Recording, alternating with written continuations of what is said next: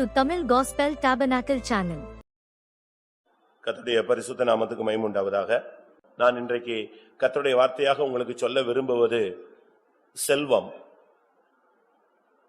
ஒரு தேவனுடைய பிள்ளைக்கு செல்வம் தேவை.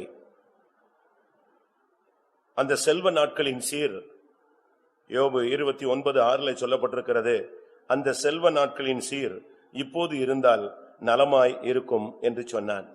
ஏழைகளாய் பிறந்து செல்வந்தர்களாய் மாறி போனவர்கள் உண்டு. செல்வந்தர்களாய் பிறந்து பரம ஏழைகளாக மாறி போனவர்கள் உண்டு. பிரபுக்கள் நடந்து போகிறதையும் தருத்திரன் அடிமைகள் குதிரைகள் மேல் ஏறி போகிறதையும் கண்டேன் என்று ஒரு ஞானி சொன்னான். அதுபோல இன்றைக்கு வாழ்க்கை ஒரு சக்கரம் போல, இன்றைக்கு உயரத்தில் இருக்கிறவர்கள் நாளைக்கு தாழ்வின் நிலவரத்தில் வருகிறதையும், ஒரு காலத்தில் தாழ்வில் இருந்தவர்கள் இன்றைக்கு உயரத்தில் வருவதையும் நாம் பார்க்க முடியும். ஆனால் இந்த செல்வம் என்று சொல்லும் பொழுது, இல்லாவிட்டால் ஆசீர்வாதம் என்று சொல்லும் பொழுது, இதை நாம் பற்றிக்கொள்ள நாம் என்ன செய்ய வேண்டும்? கிறிஸ்தவன் எப்பொழுதும் தரித்திரனா இருக்கணுமா? இல்லாவிட்டால் ஒரு பெந்தேகோஸ்தேக்காரன் எப்பொழுதும் இல்லாதவனாக, இயலாதவனாக, கடன் வாங்கக்கூடியவனாக, கையேந்தக்கூடியவனாக, கடைசி வரை தரித்திரனாக அவனுடைய ஓட்டத்தை முடிக்க வேண்டுமா என்கிற ஒரு கேள்வி நமக்குள்ளே எழும்புகிறது. ஆண்டவரை பின்பற்றுகிற ஜனங்களுக்கு போராட்டங்கள் உண்டு, நிந்தைகள் உண்டு, அவமானங்கள் உண்டு. ஆனால் அதே நேரத்தில் வாக்குத்தத்தங்கள் என்கிற ஒரு பகுதி நமக்கு சொந்தம் என்பதை நாம் நினைவில் கொள்ள வேண்டும். நம்முடைய பெந்தேகோஸ்தே மார்க்கம் பொருளாதார ஆசீர்வாதத்தை முக்கியப்படுத்தி நாம் பேசுகிறதில்லை. ஏனென்றால் ஒருவன் இம்மைக்காக கிறிஸ்துவை பின்பற்றுகிறவனாய் இருந்தால் அவன் பரிதபிக்கப்படத்தக்கவன் என்று வேதம் சொல்லுகிறது. வேலைக்காக, பணத்துக்காக, குடும்ப ஆசீர்வாதத்துக்காக, நல்ல கார்களுக்காக, நிலங்களுக்காக, வீடுகளுக்காக, இவைகளுக்கு மாத்திரம் ஒருவன் இயேசுவை பின்பற்ற கூடாது. அதனால்தான் சொல்லியிருக்கிறது, இம்மைக்காக ஒருவன் கிறிஸ்துவை பின்பற்றுவானால் அவன் பரிதபிக்கப்படத்தக்கவன் என்று. நாம் இம்மைக்காக மாத்திரம் அல்ல, நாம் மறுமைக்காக இந்த பாதையிலே போய்கொண்டிருக்கிற தேவனுடைய ஜனங்கள். ஆனால் அதே நேரத்தில் நம் ஒவ்வொருவருக்கும் இந்த இம்மைக்குரிய வாழ்க்கைக்குரிய செல்வம் தேவைப்படுவது அவசியம். ஏனென்றால் வேதம் சுட்டிக்காட்டுகிறது, பணம் எல்லாவற்றுக்கும் உதவும் என்று சொல்லப்பட்டிருக்கிறது. அப்படினால் தேவனுடைய பிள்ளைகள் இல்லாமல் கஷ்டப்பட்டு புறஜாதிகள் மத்தியில, சகோதரர்கள் மத்தியில, ரட்சிக்கப்படாதவர்கள் மத்தியில, மற்ற மார்க்கத்தில் உள்ளவர்கள் மத்தியிலே போய் கடன் வாங்குவது, கையேந்துவது, வட்டிக்கு வாங்குவது, கைமாற்றாக வாங்குவது, இவைகள் ஒன்றுமே வேதத்தில் அனுமதிக்கப்படவில்லை என்பதை நாம் விளங்கிக் கொள்ள வேண்டியது அவசியம். ஒன்றுமில்லாமல் புறப்பட்ட அந்த ஆபிரகாமை குறித்து எலியேசர் ரெபெக்காளுடைய வீட்டிலே பேசும் பொழுது சொல்லுகிறார், என்னுடைய எஜமான் செல்வ சீமானாய் இருக்கிறார் என்று சொன்னான். அவன் ஒரு விசுவாசத்தின் தகப்பன். விசுவாசம் என்பது ஒரு மனிதனுடைய இம்மைக்குரிய தேவைகளையும் மறுமைக்குரிய தேவைகளையும் நிறைவாய் அளிக்கக்கூடிய ஒரு சக்தி. ஒருவேளை இந்த மார்க்கத்தில் நீங்கள் இதுவரை ஆசீர்வதிக்கப்படாமல் பரம ஏழையாகவே நீங்கள் போய்கொண்டிருக்கலாம். ஆனால் அதே நேரத்தில் அதுக்காக நீங்கள் துக்கப்பட்டு இந்த மார்க்கத்தை விட்டு விலகக்கூடாது. இல்லாவிட்டால் ஐஸ்வர்யவானாக விரும்பி நீங்கள் உங்களையே கண்ணியிலே நீங்கள் வீழ்த்திவிடக் கூடாது, உங்களையே உருவ குத்திக் கொள்ளக்கூடாது என்றும் வேதம் சுட்டி காட்டுகிறது. ஆனால் அதே நேரத்தில் ஆண்டவரே, என்னுடைய தேவைகளை நீர் சந்தியும், என்னை உம்முடைய செல்வத்தினால் நிரப்பும் என்று கேட்பது தவறு அல்ல. இங்கே அவன் சொல்லுகிறான், ஒரு காலத்திலே அவன் செல்வ சீராக வாழ்ந்த ஒரு மனிதன். கண்மலையிலிருந்து அவனுக்கு எண்ணெய் நதி போல புறப்பட்டு வந்ததாக சொல்லுகிறான். அவ்வளவு பெரிய ஒரு ஆசீர்வதிக்கப்பட்ட மனுஷனாக அவன் வாழ்ந்த மனுஷன். ஆனால் இப்பொழுது வேதம் சொல்லுகிறது, அவன் ஒன்றுமில்லாதவனாக வறுமையிலே, அவனால் ஒன்றுமே, அவனுடைய வேலைக்காரர்கள் எல்லாம் அவனை காரி துப்பக்கூடிய அளவிலே அவன் தாழ்ந்து போனான். அந்த அளவு அவனுடைய செல்வம் அவனை விட்டு முற்றிலுமாய் அப்புறப்படுத்தப்பட்டு விட்டது. ஆனால் இப்பொழுது அவன் சொல்லுகிறான், அந்த செல்வ நாட்களின் சீர் எனக்கு திரும்பி வந்தால் நலமாயிருக்கும். தேவன், அருமையான தேவன், அவனுடைய விண்ணப்பத்தை கேட்டு அவனுடைய செல்வ நாட்களின் சீரை இரட்டிப்பாக திருப்பி தந்தார். அவர்தான் நம்முடைய தேவன். அப்படினால் தேவனுடைய பிள்ளைகள் செல்வமாய் வாழ்வது என்பது தேவனுடைய ஒரு ஆசீர்வாதம். ஒருவேளை நீங்கள் ஐஸ்வர்யவான், தரித்திரன், இந்த காரியத்தை நீங்கள் படிக்கும் பொழுது, அந்த தரித்திரன், அந்த லாசரு, கர்த்தர் துணை என்று தன்னை வாழ்ந்து கொண்டிருந்த மனுஷன், அவன் கடைசி வரை தரித்திரனாய் இருந்துதான் தன்னுடைய வாழ்க்கையை முடித்தான். அப்படியானால் அவனுடைய அழைப்பு, அந்த தரித்திரமான அழைப்பு, அவைகளுக்கு மத்தியிலே அவன் எப்படி இருக்கிறான் என்பதை தேவன் அறிய விரும்பினார். அப்படினால் அவன் கடைசி வரை தரித்திரனாக இருந்தான். ஆனால் ஆவிக்குரிய வாழ்க்கையில வந்த பின்பு நாம் இந்த நாட்களிலே தேவனுடைய வாக்குத்தத்தங்கள் ஒவ்வொன்றுக்கும் நாம் சொந்தக்காரர்கள் என்பதை நாம் மறந்துவிடவே கூடாது. செல்வம் என்று சொன்னாலும் தமிழ்ல சொல்லுவாங்க, அளவுக்கு மிஞ்சினால் அமிர்தமும் நஞ்சுதான். செல்வம் கூடினதுனால எத்தனையோ விசுவாசிகள் கூட்டத்துக்கு வராமல் இருக்கிறதை நீங்கள் பார்க்கலாம். செல்வம் கூடினதுனால எத்தனையோ பேர் காணிக்கை செலுத்தாமல் இருப்பதையும் நீங்கள் பார்க்கலாம். செல்வம் கூடினதுனால எத்தனையோ பேர் இந்த மார்க்கத்தை விட்டு விலகி போனதையும் நீங்கள் பார்க்கலாம். செல்வம் கூடி போனதினால் பின்மாறி போனவர்களையும் நீங்கள் பார்க்கலாம். செல்வம் கூடினதினால் அநேகர் ஜெயிலுக்குள்ள போனதையும் நீங்கள் பார்க்கலாம். ஏனென்றால் அவர்கள் அதை சரியான விதத்துல வழிமுறைப்படுத்த, அதை ஒழுங்குமுறைப்படுத்த அவர்களுக்கு தெரியாதவர்கள். ஆனால் ஆபிரகாம் செல்வம் கூடின பொழுதும் விசுவாசத்தை விட்டு மாறி போகவில்லை. யோசேப்பு செல்வம் கூடின பின்பும் பரிசுத்த வாழ்வை விட்டு விலகி போகவில்லை. தானியேல் செல்வம் கூடின பொழுதும் தெய்வீகத்தை விட்டு, பிரதிஷ்டைகளை விட்டு அவன் மாறி போகவே இல்லை. அப்படினால் ஒரு தேவனுடைய பிள்ளைக்கு இந்த உலகத்துல செல்வம் அவசியம் என்பதை தேவன் உணர்த்துகிறார். அது தேவை. சரி, எப்படி ஒரு மனிதன் செல்வத்தை சம்பாதிக்க முடியும்? ஆசீர்வாதத்தை நான் அதற்கு சில வசனங்களை உங்களுக்கு முன்பாக வைக்க விரும்புகிறேன். நம்முடைய விசுவாசிகள் ஒரு சிலர் இன்னும் ஆசீர்வதிக்கப்படவில்லை. அதுக்காக ஜெபிக்கிறார்கள், அதுக்காக உபவாசிக்கிறார்கள், அதுக்காக பிரயாசப்படுகிறார்கள். ஒரு சிலர்லாம் இப்ப ஜெபிக்கிறது கொண்டு வர்றதே பேங்க்ல லோனுக்கு தான் நம்மகிட்ட ஜெபிக்க வராங்க. நீங்க எப்படியாவது ஜெபம் பண்ணுங்க, இந்த லோன் என்ன செய்யணும், அந்த பேங்க் மேனேஜர் என்ன செய்யணும், அக்செப்ட் பண்ணணும். இப்ப அப்படித்தான் ஜெபம் இருக்கு. நம்ம பிள்ளைங்க இப்ப ஜெபிக்கிற ஜெபம் எல்லாம், ஆண்டவரே நான் நல்லா பரீட்சை எழுதணும்னு இல்ல, திருத்தரவன் கண்ணுல என்ன வேணும், தயவு வேணும்னு புதுசா ஜெபிக்க ஆரம்பிச்சிருக்கிறாங்க. இப்ப எக்ஸாம் எழுதின பிள்ளைகளுக்கு எல்லாம் இப்போ அடுத்த இது ஜெபம் என்னன்னா, எக்ஸாம் எழுதுற வரைக்கும் கொஸ்டின் ஈஸியா வரணும் ஜெபம். இப்ப அது முடிஞ்சு போச்சு. இப்ப அடுத்த ஜெபம் என்னது? எல்லாருக்கும் எல்லா பிள்ளைகளுடைய ஜெபமும் இப்போ திருத்தரவன் கண்ணுல என்ன செய்யணும், தயவு கிடைக்கணும். இன்னும் அறியாமல் ஒரு சிலர் என்ன செய்யற ஜெபிக்கிறாங்கன்னா, நாளைக்கு ரிசல்ட் இன்னைக்கு நைட்டு மாலை முரசுல போடுறான்னா, சாயங்காலம் போடுறான்னா, இப்ப சொல்றாங்க காலையில எனக்கு நல்ல ரிசல்ட் வரணும். அது ஏற்கனவே கம்ப்யூட்டர்ல இணைஞ்சிருச்சே, அவன் எப்பமோ திருத்தி ஃபீட் பண்ணிட்டார் கம்ப்யூட்டர்ல. ஆனாலும் நம்முடைய ஜனங்களுக்கு அங்கேயாவது ஏதாவது ஒரு குழப்பம் மார்க் கூடிருமா, இப்படி ஒரு வரட்டு விசுவாசம் அனைவருக்குள்ள இருக்கு. அப்படி அல்ல பிரியமானவர்களே, நம்முடைய வாழ்க்கையில நாம் ஜெபிக்கிறது பேங்க் லோன் கிடைக்கிறதுக்காக ஜெபிக்கிறது இல்ல. மேல உள்ள பேங்க்ல இருந்து கர்த்தர் உனக்கு டெபாசிட் பண்றதுக்காக நீ என்ன செய்யணும், ஜெபிக்கணும். அவரும் உனக்கு லோன் கொடுக்கிற மாதிரி இருக்க கூடாது. அவர் உனக்கு வானத்தின் பலகணிகளை திறந்து இடங்கொள்ளாமல் போக மட்டும் உன்னை ஆசீர்வதிப்பேனோ இல்லையோ என்று என்ன செய், சோதித்து பார் என்று சொல்லுகிற அளவுல தேவன் உன்னை ஆசீர்வதிக்கணும். ஏனென்றால் தேவனுக்கு எல்லாம் கூடும். ஒன்றுமில்லாத இடத்துல அவர் சகலத்தையும் உருவாக்கக்கூடிய தேவன். இல்லாத இடத்தில் தெய்வம் இருக்கிறதாய் அழைக்கிற கர்த்தர். அப்படித்தான் பைபிள்ல வேதத்தை ஆண்டவரை குறித்து அழகாக சொல்லி இருக்கிறது. அப்படினால நம்முடைய ஜனங்கள் போய் ஒரு இந்து மனுஷன்ட்ட, ஒரு முஸ்லிம்ட்ட, வேற சபக்காரன்ட்ட, ஒரு பேங்க் அந்நிய மனுஷன்ட்ட போய் எனக்கு எப்படியாவது சைடு ஹெல்ப் பண்ணுங்க, எனக்கு சப்போர்ட் பண்ணுங்க அப்படின்னு போய் அதுக்காக நாம் பரிதபிக்கிறது பைபிள் படி சரியான காரியம் அல்ல. நான் சொல்றது கரெக்ட்னு சொல்றாங்க விசுவாச வீரர்கள் கரங்களை உயர்த்தி அல்லேலூயா சொல்லுங்க. இல்ல, பேங்க் மேனேஜர்ட்டையும் கர்த்தர் தானே பேசணும் அப்படிங்கிறீங்களா? எல்லாத்தையுமே கர்த்தர் தான் பேசணும். நம்முடைய விசுவாசத்தை நாம் வர்த்திக்க பண்ண வேண்டிய காலம் இதுதான். சரி, செல்வம் எப்படி வரும்? வீட்டுல சும்மா படுத்துக்கிட்டா வருமா? ஜெபம் பண்ணிட்டேன்னா வந்துருமா? அதுக்கு சில வசனங்கள் இருக்கு, நம்ம அப்படி போகணும். வேதம் சொல்லுகிறது, உபாகமம் 33:13. உபாகமம் 33:13. யோசேப்பை குறித்து, கர்த்தரால் அவனுடைய தேசம் ஆசீர்வதிக்கப்படுவதாக, அது வானத்தின் செல்வத்தினாலும் பனியினாலும் ஆழத்தில் உள்ள நீரூற்றுகளினாலும். வேதத்துல பாருங்க, வானத்தின் செல்வத்தினால் யோசேப்பின் தேசம் ஆசீர்வதிக்கப்படுவதாக, அது கர்த்தரால் ஆசீர்வதிக்கப்படுவதாக. நீ யோசேப்பாய் இருந்தால் உனக்கு வானத்தின் செல்வம் உண்டு, ஆவிக்குரிய ஆசீர்வாதம் உண்டு, ஆவிக்குரிய ஆசீர்வாதங்கள் உண்டு. பரத்திலிருந்து தேவன் உன்னை இடங்கொள்ளாமல் போக மட்டும் ஆசீர்வதிப்பார். அதனாலதான் நான் கொஞ்ச நேரத்துக்கு முன்னால சொன்னேன், யோசேப்பை தேவன் ஆசீர்வதித்தார், அந்த ஆசீர்வாதம் நிலை பெற்றிருந்தது. அவன் கடைசி வரை தன்னுடைய ஜீவியத்துல நஷ்டமடையாமல் தன்னை காத்து கொண்டான். இதிலிருந்து என்ன விளங்கிக் கொள்ளுகிறோம்? நாம் ஒரு யோசேப்பாய் இருந்தால் நிச்சயமாய் கர்த்தர் நம்மை ஆசீர்வதிப்பார். ஒரு உண்மையான கிறிஸ்தவ வாழ்க்கையை நீங்க வாழ்ந்து பாருங்க. கிறிஸ்தவ வாழ்க்கை வாழும் பொழுது பல போராட்டங்கள் உண்டு, வேதம் சொல்லுகிறது தேவ பக்தியாய் வாழ விரும்புகிற அனைவரும் என்ன செய்வார்கள்?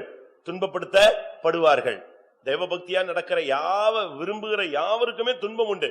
ஆனா அதே நேரத்துல செல்வம் உங்களை வந்து சேரும். யோசேப்பா இருந்தால் அவனுக்கு திடீர்னு பாருங்க, ஒரே நாள்ல அவனை சிறைச்சாலையில இருந்து கொண்டு வந்தாங்க. அப்பதான் அவனுக்கு ஷேவ் எல்லாம் பண்ணி அவனை தூக்கிட்டு கூட்டு வராங்க. டிரெஸ் எல்லாம் மாறிடுச்சு. சில நிமிடங்கள்ல அவனுடைய தன்மையே மாறி போனது. கொஞ்ச நாட்கள்ல அவன் தேசத்துல ஒரு பெரிய மதிப்புக்குரியவனாய் மாறினான். அவனை தேவன் ஆசீர்வதித்தார். உங்களுடைய ஜீவியத்துல உங்களுடைய பிரதிஷ்டையை விடாதீங்க, உங்களுடைய பரிசுத்தத்தை விடாதீங்க, உங்களுடைய நம்பிக்கையை விடாதீங்க. சூழ்நிலைகள்ல சிக்கிக் கொள்ளாதிருங்கள். யோசேப்பின் வாழ்க்கையை நீங்கள் வாழ்ந்து காட்டுங்கள்.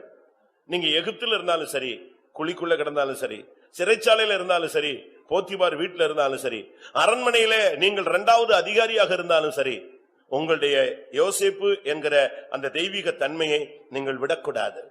அப்படி நீங்கள் அதில் நின்றிருந்தால் நிச்சயமாய் தேவன் உங்களை ஆசீர்வதிக்க உண்மையுள்ளவராயிருக்கிறார். இங்கே சொல்லப்பட்ட செல்வம் வானத்தின் செல்வம். நமக்கு வானத்தின் செல்வம் ஆண்டவர் தான். ஆண்டவரே அவனுக்கு செல்வமாய் மாறினார். அவனுடைய வாழ்க்கையில வந்த சூழ்நிலைகள் வித்தியாசமானது. எல்லாரும் கைவிட்டாங்க, எல்லாரும் குற்றம் சாட்டினாங்க, எல்லாரும் அவனை கொன்னுட்டோம்னாங்க, செத்து போயிட்டான்னு சொன்னாங்க, எல்லாரும் அவன் ஒரு பெண் பின்னால சுத்தின ஒரு ஆளுன்னு சொன்னாங்க, அதுக்காக ஜெயில இருக்கிறான், தண்டிக்கப்படுறான்னு சொன்னாங்க. இதெல்லாம் அவன் மேல வந்ததான அபாண்டமான குற்றச்சாட்டுகள். இவைகள் அனைத்தையும் சார்ந்து ஜெயித்து அவன் நின்னான். அவனுடைய ஜீவியத்தை மாற்றிக்கொள்ளவில்லை. தெய்வீகமாக நின்னபடினால் கர்த்தர் அவனை வானத்தின் செல்வத்தினால் நிறைத்தார். நீதிமொழிகள் 10ஆம் அதிகாரம் 4ஆம் வசனத்தை பார்க்கும் பொழுது செல்வம் பெருக இன்னொரு வழி வேதம் சுட்டி காட்டுகிறது. சுறுசுறுப்புள்ளவன் கையோ செல்வத்தை உண்டாக்கும். சுறுசுறுப்புள்ளவன். நீங்க ஜெபம் பண்ணிட்டு சோம்பேறித்தனமா வீட்டுல படுத்துக்கிட்டு கர்த்தரை நீ ஆசீர்வதிக்கணும் அப்படின்னா அது ஆசீர்வாதம் கிடைக்காது. பரீட்சை படிக்காமலே தெய்வம் எனக்கு உதவி செய்வார்னு பரீட்சை எழுத போனா அது விதைக்காமலே நீ அறுக்கிறதை காண்பிக்கிற. விசுவாசி என்று சொன்னாலே அவனுக்குள்ள ஒரு சுறுசுறுப்பு இருக்கணும். ஊழியக்காரன் சொன்னா அதை விட டபுள் மடங்கு சுறுசுறுப்பு இருக்கணும். இந்த சோம்பேறித்தனங்கள், அசதிகள், நிர்விசாரங்கள், அசால்ட்னஸ், ரொம்ப வித்தியாசமா அப்படியே சோர்ந்து போறது, இது எல்லாமே தருத்திரத்துக்கு வழிவகுக்கும். ஒரு சிலர் பாருங்க காலையில 8 மணிக்கு தான் எழும்புறாங்க. ஒரு சிலர் பாருங்க சாயங்காலம் 6 மணிக்கே தூங்கிடுவான். ஒரு சிலர் பாருங்க வேலைக்கே போறதில்ல. இன்னும் ஒரு குரூப் இருக்கு, 4 நாள் வேலை பார்த்தா 8 நாள் வேலைக்கு போக மாட்டான். ஏன்னா அந்த காசு இருக்குல்ல, அதை காலி பண்ற வரைக்கும் போக மாட்டான். இதெல்லாம் விசுவாசிகளுடைய அழகு அல்ல. சகோதரிகளும் சரி, அந்த துணியை அப்படி தூக்கி வச்சாங்கன்னா அது ஒரு 1.5 மாசத்துக்கு இருக்கும்.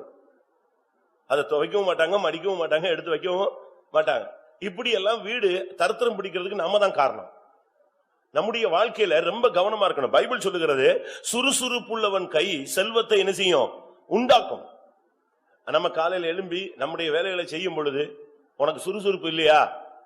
பைபிள் சொல்லுது எறும்பு நிலத்துல போய் எதை கற்றுக்கொள், எதை கத்துக்க? சுறுசுறுப்பை கத்துக்கொள்னு பைபிள் சொல்லுது. எறும்பு புற்றுக்குள்ள போய் புற்றுக்கிட்ட போய் பாருங்க, நீ என்ன பண்ணாலும் சரி, அது அங்க ஒரு 10 ரைஸ் கிடைஞ்சதுன்னா அது என்ன செய்யறோம்? லாரி வச்சு இழுத்துட்டு வர்ற மாதிரி இழுத்துட்டு வரும். அது வாட்டுக்கு அது வேலையை செஞ்சுக்கிட்டே இருக்கும். நீங்க தடுத்துருங்க, ஒரு கலைச்சு விடுங்க, ஊதி விடுங்க, ஏதாவது பண்ணுங்க, ஒரு சுத்தி திருப்பி இங்க வந்துடும், அந்த ஸ்பாட்டுக்கு வந்துடும். ஆனா நமக்கு அப்படி கிடையாது. இந்த வேலை கிடைக்கலன்னு அடுத்த ஒரு சிலர்லாம் இந்த வேலையில 10 நாள் இருப்பான், அடுத்த வேலையில 10 நாள் இருப்பான், அடுத்த நாள் 10 வேலையில இருப்பான். இப்படி வாழ்க்கையெல்லாம் வேலையும் இல்லாம வருமானம் இல்லாம தரித்திரமாகவே ஒரு சிலர் போகும்போது கிறிஸ்தவன் இப்படித்தான் இருப்பானா அப்படின்னு ஒரு கேள்வி வருது. பெந்தைக்கோஸ்காரன் இப்படித்தான் சுத்துவானா அப்படின்னு ஒரு கேள்வி வருது. வேதம் சொல்லுகிறது சுறுசுறுப்புள்ளவன் கை செல்வத்தை உண்டாக்கும். உங்களுக்குன்னு ஒரு குடும்பம் இருக்கு, உங்களுக்கு பின்னால ஒரு 4 ஜீவன் இருக்கு. அப்ப அதை நீங்க ஃபீட் பண்ணணும், அதுக்கு வருங்காலத்தை பார்க்கணும், அதுக்கு படிப்பு பார்க்கணும், சத்தியத்துல அதை வளர்க்க பார்க்கணும். அதுக்கு சத்தியத்துக்கு நீ ஒரு ரோல் மாடலா நிக்கிறதுக்கு ஒரு தாயும் தகப்பனும் மூத்த சகோதரனும் பிள்ளைகளும் அந்த இடங்கள்ல சுறுசுறுப்புள்ளவர்களாக இருக்க வேண்டியது அவசியம். சுறுசுறுப்புள்ளவன் கை செல்வத்தை உண்டாக்கும். செல்வத்தை உண்டாக்குறதுக்கு நீங்க கண்ணை மூடி ஜெபிச்சா மட்டும் போது அது பிரியமானே, செயல் வேண்டும். விசுவாசம் இல்லாத ஜெபம் ஒண்ணுமே செய்யாது. கிரியை இல்லாத விசுவாசம் செத்தது. உனக்கு கிரியை உண்டாகணும், அப்ப நீ சுறுசுறுப்புள்ளவனா இருக்கணும். அதுக்குத்தான் கர்த்தர் சொல்றாரு அதிகாலையில என்னை தேடுங்கிறாரு. ஏன்னா அப்படியாவது நீ காலையில எங்க எழும்பிடுவ, சீக்கிரம் எழும்பி. நம்ம என்ன பண்றோம்? அதிகாலையில எழும்பிடுறோம், அடுத்து ஒரு தூக்கம் போடுறோம் பாருங்க. அதுதான் அடுத்த ஃபெயிலியர் மாடல். அது நம்ம பண்றது கரெக்ட், அதிகாலையில வேற வழியே இல்லாம எப்படியோ எழும்பிடுறோம்னு வச்சுக்கோங்களேன். ஆனா அடுத்து ஒரு தூக்கம் போடுறோம், அதுதான் என்னது வாழ்க்கையில ரொம்ப முக்கியமான ஒரு தூக்கம். நைட்ல அவனை 7 மணி நேரம் முழிக்க சொன்னா கூட முழிச்சிடுவான். ஆனா இந்த காலையில ஜெபம் முடிச்சுட்டு படுக்காம இருந்தா அவனுக்கு என்ன செய்யும், ஜீவனே போயிடும். ஆனா ஆண்டவர் சொல்றாரு, காலையில எழும்பி என் முகத்தை தேடு. இது ஆண்டவர் சொல்றது. அடுத்து உலகம் என்ன சொல்லுது, காலையில் எழுந்தவுடன் என்ன, காலையில் எழுந்த உடனே நீ என்ன செய், உலகத்துல சொல்லுவான் கடவுளை தேடு, காலை எழுந்தவுடன் படின்னு இன்னொரு சூடி சொல்லுது. நமக்கு எதுக்கு இதை சொல்றேன்னா, அப்படியே நீ கண்டினியூ பண்ணணும். சுறுசுறுப்பு நீங்க பாருங்க, சில இடங்கள்ல எல்லாம் என்ன பாஸ்ட்ல மனுஷன் ஒர்க் பண்றான். ஒரு இடத்துல நான் போனேன், ட்ரெயின்ல உட்கார்ந்து இருக்கிறேன், ஒரு வேற சபைக்காரன் ஊழியம் செய்யறான், டிராக்ட் கொடுக்குறான். டிராக்ட் என்ன பாஸ்டா கொடுக்குறான், ஏன்னா அடுத்த ட்ரெயின் வர்றதுக்குள்ள அவன் கையில உள்ள நோட்டீஸ்ல பாதி நெஞ்சிடணும், கொடுத்துடணும். அதாவது அவனுடைய மனசுல ஒரு திருப்தி, இன்னைக்கு இத்தனை ஆயிரம் பேருக்கு நோட்டீஸ் கொடுத்துட்டேன், டிராக்ட் கொடுத்துட்டேன். அதுல ஏதாவது ஒண்ணு வேலை செஞ்சு ஒரு ஆத்மா சந்திக்கப்பட்டா கூட பரலோகத்துல அவனுக்கு என்ன உண்டு, பிரதிபலன் உண்டு. நம்ம எவ்வளவு சுறுசுறுப்பா இருக்கிறோம். இன்னும் கொஞ்சம் தூங்கட்டும், இன்னும் கொஞ்சம் இருக்கு விடியட்டும் சொல்லி என்ன செய்வானா, தன் காலை முடக்கி கையை முடக்கி என்ன செய்வான், படுத்துக்கொள்வான்னு பைபிள் சொல்லுது. நமக்கு எவ்வளவு பேருக்கு சுறுசுறுப்பு இருக்கு. ஆசீர்வாதம் இல்லாதவங்க இன்னையில இருந்து இந்த பைபிள் கான்செப்ட கொஞ்சம் ட்ரை பண்ணி பாருங்க. காலையில 4 மணிக்கு எழும்புங்க, 6 மணிக்கெல்லாம் பிசினஸ் தொடங்குங்க, ஓடுங்க, வேலையை செய்யுங்க, வீட்டு வேலையெல்லாம் செய்யுங்க. இந்த கடைசி நேரத்துல போய் முட்டிக்கிட்டு கிடக்க வேண்டிய அவசியமே கிடையாது.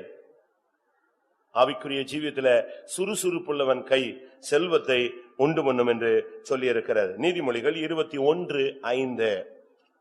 நீதிமொழிகள் 21:5. ஜாக்கிரதை உள்ளவனுடைய நினைவுகள் செல்வத்துக்கும், பதறுகிறவனுடைய நினைவுகள் தரித்திரத்துக்கும் ஏதுவாகும். ஜாக்கிரதை உள்ளவனுடைய நினைவு முழுவதும் செல்வத்துக்கு நேரா போகும். ஜாக்கிரதை உள்ளவன் சும்மா இருந்தான்னா அது தரித்திரத்துக்கு நேரம் அவனை இழுத்துட்டு போகும். நம்முடைய ஜீவியத்துல எப்பொழுதுமே, நம்முடைய ஜீவியத்துல ஊழியத்துல நம்முடைய வருமானத்தை குறித்த ஒரு ஜாக்கிரதையான ஒரு சிந்தை இருக்கணும். எப்பவுமே நமக்கு அப்படி இருக்கணும். நம்முடைய ஆளுங்களுக்கு பாதி பேருக்கு பிசினஸ் பண்ணவே தெரியாது, ஏமாந்துருவாங்க.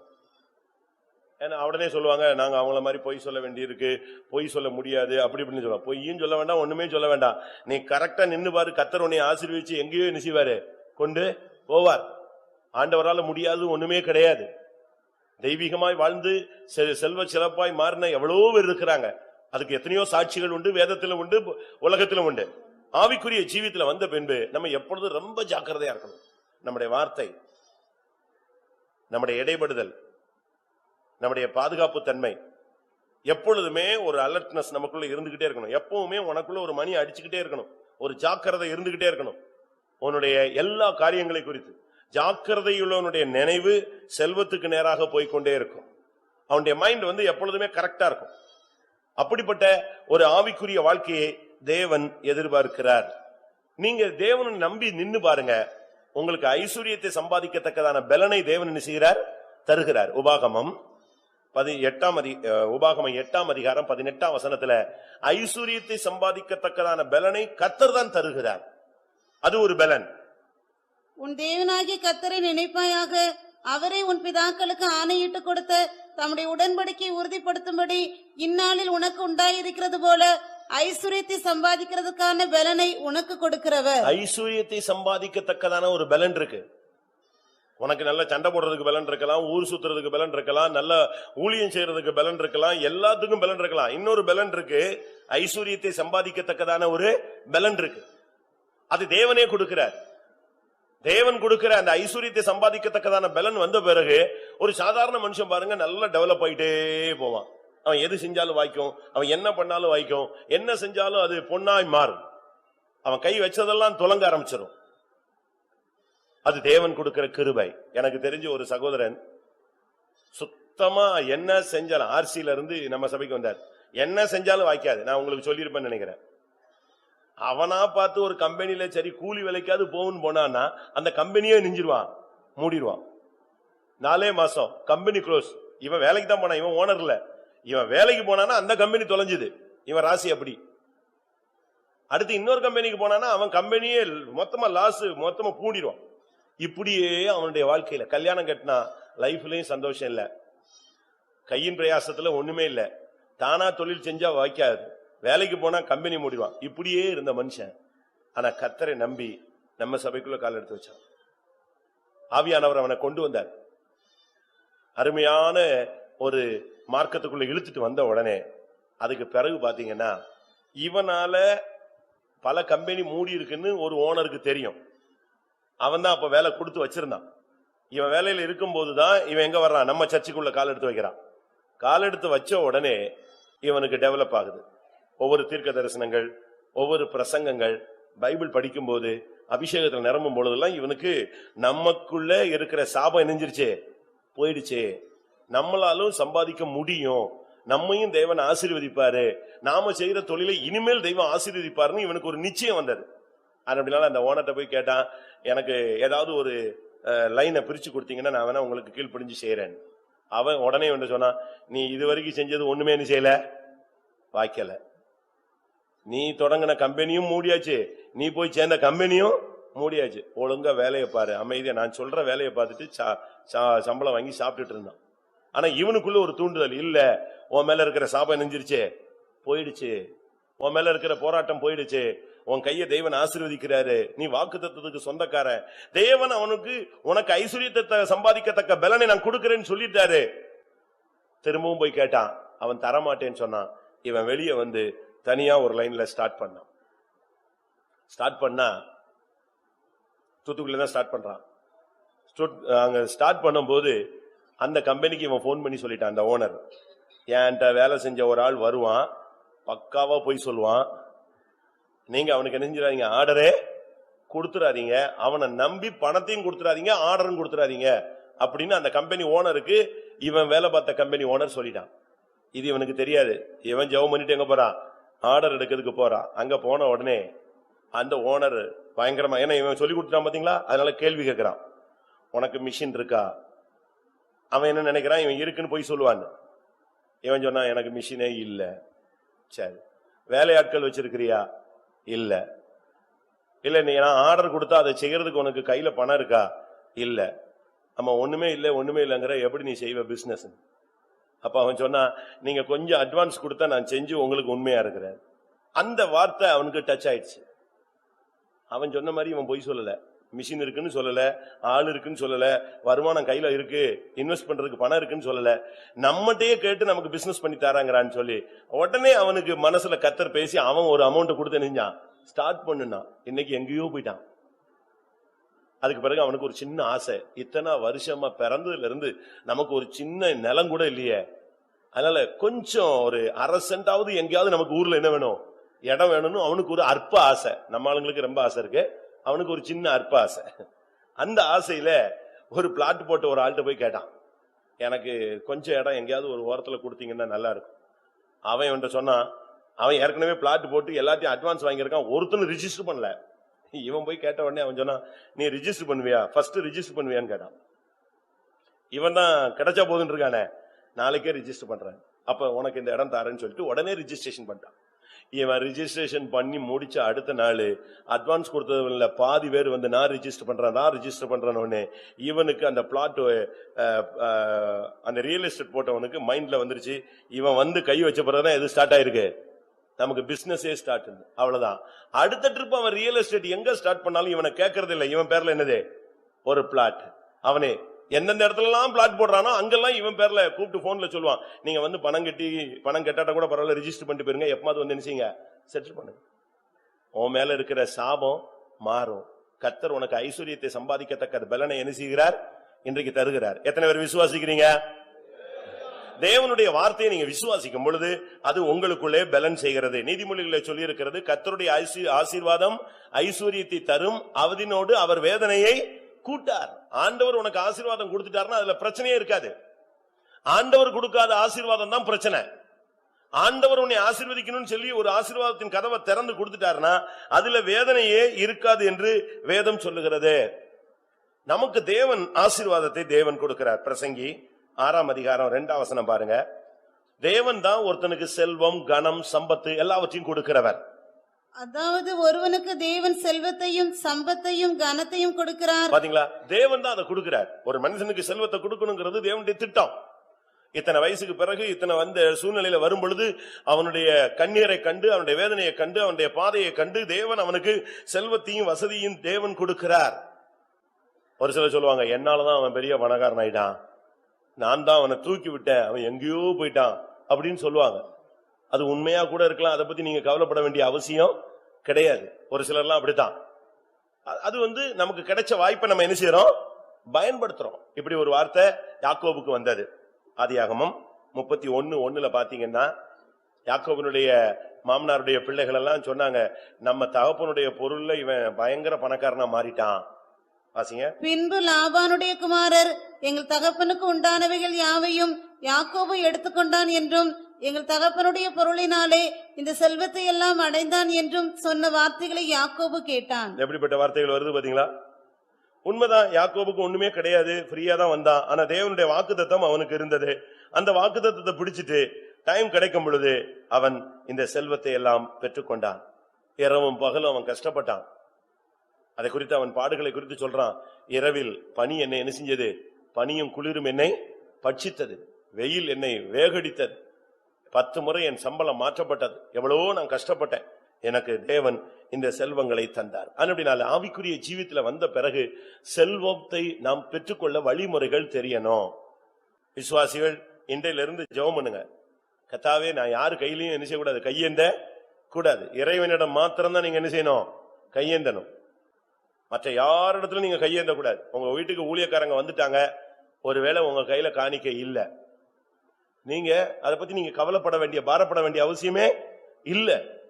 நீங்க உங்களால முடிஞ்ச ஒரு தண்ணியோ காபியோ கொடுத்து சந்தோஷமா அனுப்பி விடுங்க. அதை விட்டுட்டு நீங்க பக்கத்து வீடுகளில் போய் என்ன செய்ய வேண்டாம், வாங்க வேண்டாம். அது வேற சபக்காரனா இருப்பான், இல்லாவிட்டா வேற மார்க்கத்துல உள்ளவங்களா இருப்பான், இல்லாவிட்டா உங்க சொந்தக்காரங்களா இருப்பாங்க. நீங்க அவங்ககிட்ட போய் வாங்கினா அவங்க என்ன நினைப்பாங்கன்னு உங்களுக்கு யோசிச்சீங்களா? நீங்க என்ன நினைக்கிறது தெரியுமா, ஊழியக்காரங்க வந்துட்டாங்க நம்ம கொடுக்கலன்னா ஆசீர்வாதமே போயிடும். இங்க இல்லவே இல்லையா, திருப்பி என்னத்தை கொடுத்து ஆசீர்வாதம் வாங்குறது? இருந்ததானே நீ கொடுப்ப, உனக்கு இல்ல, அடுத்தவன்ட்ட கடன் வாங்கி கொடுத்தா ஆசீர்வாதம் வந்துருமா? தப்பு, கான்செப்டே தவறு. ஏன்னா நான் இப்படி எல்லாம் போய் பார்த்து சத்தம் போட்டிருக்கேன். நான் ஒரு இடத்துக்கு போய் ஜெபிக்க போறேன். நான் வேற ஒரு மேட்டருக்காக போனேன் ஒரு கம்பெனிக்குள்ள. அங்க அந்த கம்பெனிக்குள்ளேயே கம்பெனி வச்சிருப்பாங்க, கம்பெனிக்குள்ளேயே ஒவ்வொருத்தரும் உள் வாடகை கொடுத்து வச்சிருப்பாங்க. அப்ப நான் ஒரு இடத்துக்கு ஜெபிக்க போன உடனே அதுக்கும் ஜெபிங்கன்னு சொன்னாங்க. நான் அதுக்கும் போய் ஜெபிக்க போயிட்டேன். பக்கத்து கம்பெனி, நம்ம விசுவாசி தான். ஆனா பட் அந்த நேரத்துல அவன் கையில என்ன இல்ல, காசு இல்ல. அதுக்குள்ளேயே ஒரு இந்து இருக்கிறான், அவனும் கம்பெனி வச்சிருக்கிறான். அன்னைக்கு ஆயுத பூஜை, அவன் ஃபுல்லா படையல் போட்டு பூஜை முடிச்சிட்டு நிக்கிறான். நான் போய் இவனுக்கு ஜெபிக்க போறேன், நம்ம கம்பெனிக்கு ஜெபிக்க போறேன். இவன் கையில என்ன கிடையாது, என்ன கிடையாது, காசு இல்ல. இவன் என்ன பண்ணா தெரியுமா, நான் ஜெபிச்சு முடிக்கிறதுக்குள்ள அவன்கிட்ட போய் ஆயுத பூஜை முடிச்சவன்ட்ட போய் காசு வாங்கிட்டு வந்துட்டான்.